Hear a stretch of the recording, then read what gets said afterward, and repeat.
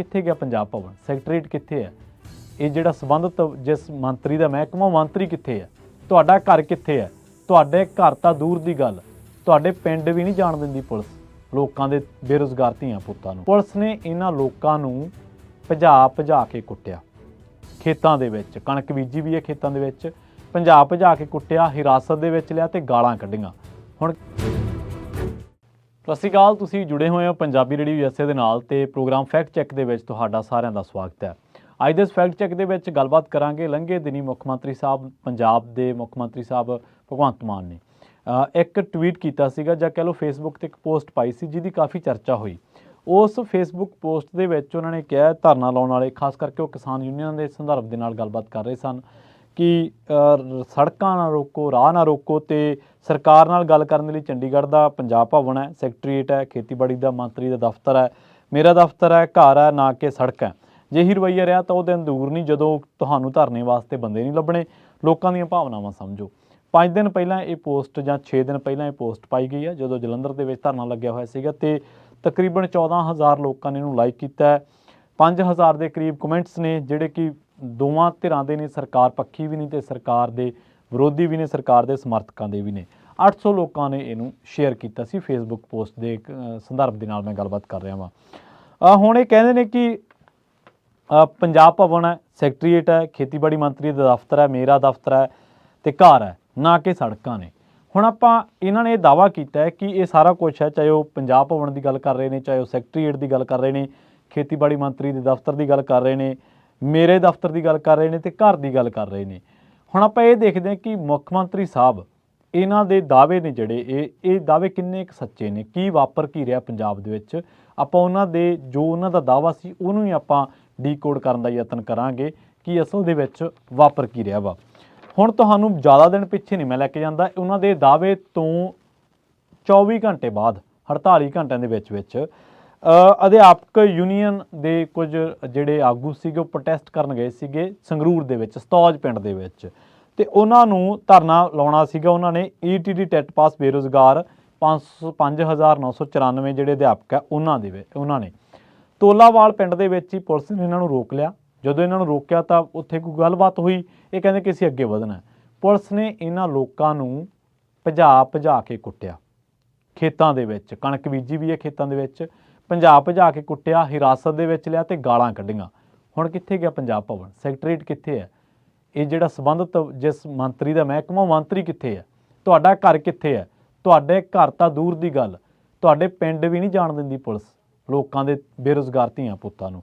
ਔਰ ਦੂਜੀ ਗੱਲ ਇਹ ਹੈ, ਇਹ ਤਾਂ ਗੱਲ ਰਹੀ ਇਕੱਲੇ ਇਹੀ ਮੁੱਖ ਮੰਤਰੀ ਸਾਹਿਬ ਦੇ ਸੰਗਰੂਰ ਜ਼ਿਲ੍ਹੇ ਦੇ ਪਿੰਡ ਸਤੌਜ ਦੇ ਵਿੱਚ ਜਾਂ ਸੰਗਰੂਰ ਜ਼ਿਲ੍ਹੇ ਦੇ ਵਿੱਚ ਪਿਛਲੇ 1 ਸਾਲ 8-9 ਮਹੀਨਿਆਂ ਦੇ ਕਾਰਜਕਾਲ ਦੇ ਵਿੱਚ ਸੈਂਕੜੇ ਧਰਨੇ ਲੱਗੇ ਨੇ, ਸੈਂਕੜੇ ਧਰਨੇ, ਜਿਨ੍ਹਾਂ ਨੇ ਕਿ ਕਦੇ ਕਿਸੇ ਯੂਨੀਅਨ, ਕਦੇ ਸਾਬਕਾ ਫੌਜੀਆਂ ਤੋਂ ਲੈ ਕੇ ਨੌਕਰੀ ਮੰਗਦੇ ਨੌਜਵਾਨਾਂ ਤੱਕ, ਕਿਸਾਨ ਯੂਨੀਅਨਾਂ ਨੇ, ਕਦੇ ਮੁਲਾਜ਼ਮ ਯੂਨੀਅਨਾਂ ਨੇ, ਕਦੇ ਕਿਸੇ ਮੰਤਰੀ ਦੇ ਘਰ ਦੇ ਬਾਹਰ ਜਾ ਕੇ ਕੁੱਟ ਖਾਧੀ ਹੈ। ਦੀਵਾਲੀ ਤੋਂ ਪਹਿਲਾਂ ਹੀ ਜਿਹੜੀ ਆਪਾਂ ਸੈਲੀਬ੍ਰੇਟ ਕਰਕੇ ਹਟੇ ਹਾਂ, ਉਗਰਾਹਾਂ ਜਥੇਬੰਦੀ ਨੇ ਮੁੱਖ ਮੰਤਰੀ ਦੇ ਘਰ ਦੇ ਬਾਹਰ ਧਰਨਾ ਲਾਇਆ ਸੀ। 2 ਕਿਸਾਨਾਂ ਦੀ ਮੌਤ ਹੋਈ ਸੀਗੀ ਉਸ ਧਰਨੇ ਦੇ ਵਿੱਚ। ਉਹ ਦੱਸਦੇ ਕਿਸਾਨ ਕਿ ਜਿਹੜੇ ਉਹਨਾਂ ਨਾਲ ਵਾਅਦੇ ਕੀਤੇ ਸੀ ਉਹ ਪੂਰੇ ਹੋ ਗਏ। 2 ਕਿਸਾਨਾਂ ਦੇ ਨਾਲ ਜਿਹੜਾ ਵਾਅਦਾ ਕੀਤਾ ਸੀ ਉਹਨਾਂ ਨਾਲ ਪੂਰਾ ਹੋ ਗਿਆ। ਬਾਅਦ ਦੇ ਵਿੱਚ ਉਹਨਾਂ ਦੀ ਗੱਲ ਵੀ ਜਾ ਕੇ ਸੁਣੀ ਤੁਸੀਂ ਕਿ ਨਹੀਂ ਸੁਣੀ। ਉਸ ਤੋਂ ਬਾਅਦ ਇਹ ਤਾਂ ਚਲੋ ਸਮਾਜਿਕ ਜਥੇਬੰਦੀਆਂ ਨੇ, ਆਰਥਿਕ ਤੌਰ 'ਤੇ ਜੁੜੀਆਂ ਨੇ। ਪੰਥਕ ਮਾਮਲਿਆਂ ਦੀ ਜੇ ਗੱਲ ਕਰੀਏ, 328 ਲਾਪਤਾ ਪਾਵਨ ਸਰੂਪਾਂ ਦੇ ਮਾਮਲੇ ਤੇ ਭਾਈ ਬਲਦੇਵ ਸਿੰਘ ਵਡਾਲਾ ਨੇ ਧਰਨਾ ਲਾਇਆ ਸੀਗਾ। ਦੱਸੋ ਉਹਨਾਂ ਨੂੰ ਤੁਸੀਂ ਕਿੱਥੇ ਮਿਲੇ ਹੋ? ਉਹਨਾਂ ਨੂੰ ਬੇਇੱਜ਼ਤ ਕਰਕੇ ਉੱਥੋਂ ਖਿੱਚ ਤੂ ਕਰਕੇ ਉੱਥੋਂ ਉਠਾ ਦਿੱਤਾ ਗਿਆ ਸੀ ਧੱਕੇ ਦੇ ਨਾਲ। ਖੇਤ ਮਜ਼ਦੂਰ ਧਰਨਾ ਦੇਣ ਗਏ ਸੀ ਮੁੱਖ ਮੰਤਰੀ ਨਿਵਾਸ ਦੇ ਅੱਗੇ ਸੰਗਰੂਰ ਦੇ ਵਿੱਚ, ਸੰਗਰੂਰ ਜ਼ਿਲ੍ਹੇ ਦੇ ਵਿੱਚ ਕਹਿ ਲਓ, ਉੱਥੇ ਲਾਠੀਚਾਰਜ ਕੀਤਾ ਗਿਆ। ਅਸਲ ਦੇ ਵਿੱਚ ਮੁੱਖ ਮੰਤਰੀ ਸਾਹਿਬ ਕੀ ਦੱਸ ਸਕਦੇ ਕਿ ਉਹਨਾਂ ਦੇ ਮੰਤਰੀਆਂ ਨੇ ਕਿੰਨੇ ਧਰਨਾਕਾਰੀਆਂ ਨਾਲ ਮੀਟਿੰਗਾਂ ਕੀਤੀਆਂ ਅੱਜ ਤੱਕ? ਮੈਂ ਦੱਸ ਦਿੰਦਾ। ਪੰਜਾਬ ਮਾਫ ਕਰਨਾ PRTC ਤੇ ਪਨਬਸ ਦੇ ਜਦੋਂ ਕਾਮੇ ਹੜਤਾਲ ਤੇ ਗਏ ਸੀ ਉਹ ਮੁੱਖ ਮੰਤਰੀ ਰਿਹਾਇਸ਼ ਮੂਹਰੇ ਨਹੀਂ ਸੀ ਗਏ ਸੰਗਰੂਰ ਜਾਂ ਚੰਡੀਗੜ੍ਹ ਦੇ ਵਿੱਚ। ਉਦੋਂ ਉਹਨਾਂ ਦੀ ਟਰਾਂਸਪੋਰਟ ਮੰਤਰੀ ਲਾਲਜੀਤ ਸਿੰਘ ਭੁੱਲਰ ਦੇ ਨਾਲ ਗੱਲਬਾਤ ਹੋਈ ਸੀ ਤੇ ਕੁਝ ਮੰਗਾਂ ਤੇ ਸਹਿਮਤੀ ਬਣ ਗਈ ਸੀ।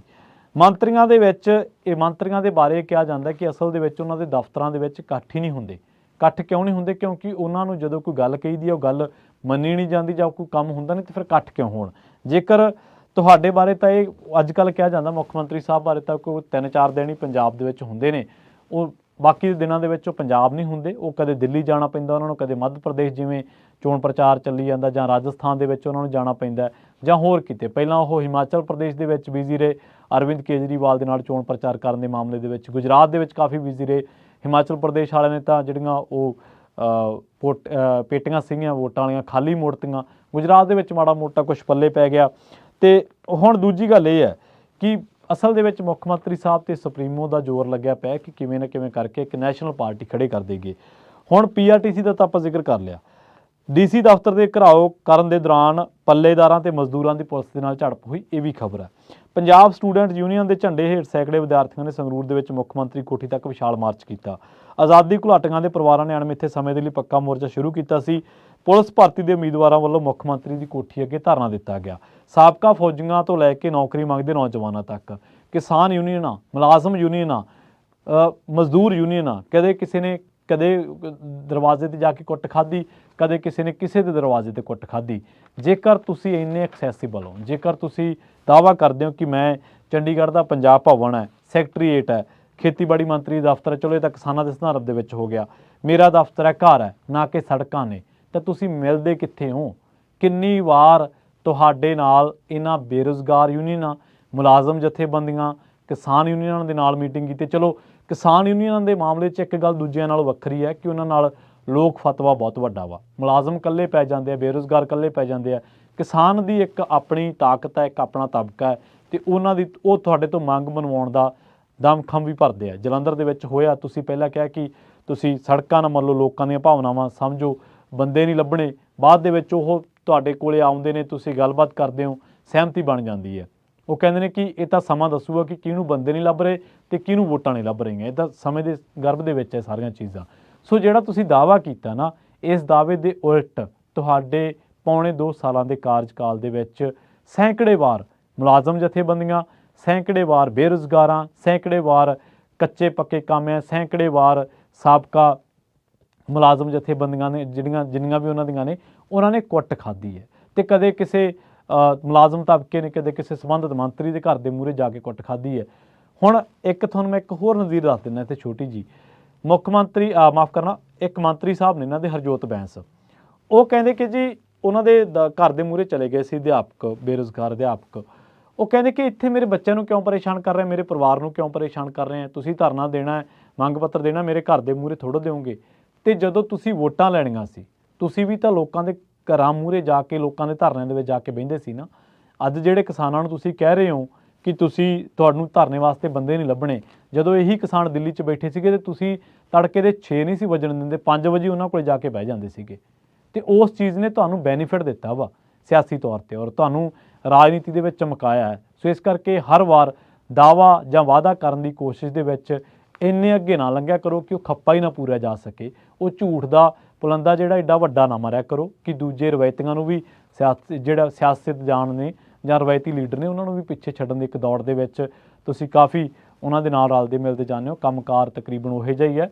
ਸੋ ਇਹ ਜਿਹੜੇ ਦਾਅਵੇ ਨੇ ਇਹ ਹਕੀਕਤਾਂ ਨਾਲ ਮੇਲ ਨਹੀਂ ਖਾਂਦੇ। ਬਹੁਤ ਬਹੁਤ ਧੰਨਵਾਦ। ਜਲਦ ਮਿਲਾਂਗੇ ਇੱਕ ਹੋਰ